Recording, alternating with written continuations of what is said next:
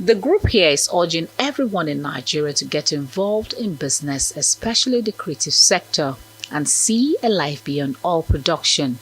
This is as they gather young minds to teach them on self-reliance and development.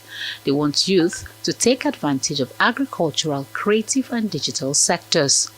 Convener of the program, Moses Siasia, wants participants and youth in the region to develop themselves. We talk about agriculture, the value chain. There's enormous opportunity within the agri space.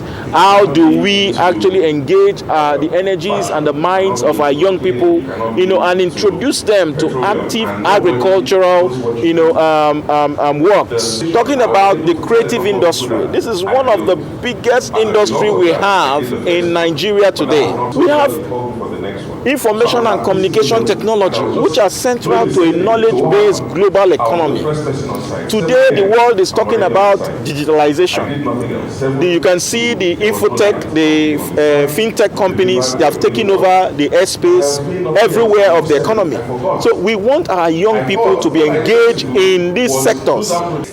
State governments in the Niger Delta should go into public-private partnerships with internet infrastructure service companies to boost network infrastructure and next-generation data transmission technology for the linking of communities with a steady supply of high-speed internet. The Niger Delta region, through the NDDC, state governments, multilateral development institutions, and the private sector, should without further delay establish its own Niger Delta Digital Innovation and Creative Enterprise Initiative, a modified version of the federal government's $618 million iDice initiative, with a target to create tech hubs, startups, and jobs for the Niger Delta youth aged 15 to 35 years. The brain does not know when there is a problem, or when you're actually feeling the problem, or when you're actually thinking about the problem. The brain cannot distinguish that, and some of us focus on thinking about the problem than even experiencing the problem itself. I think the narrative around the society where we are in, there's been this narrative that things are bad, and we are not being able to see the advantages of just being in Nigeria, born in Nigeria, or even staying in Nigeria.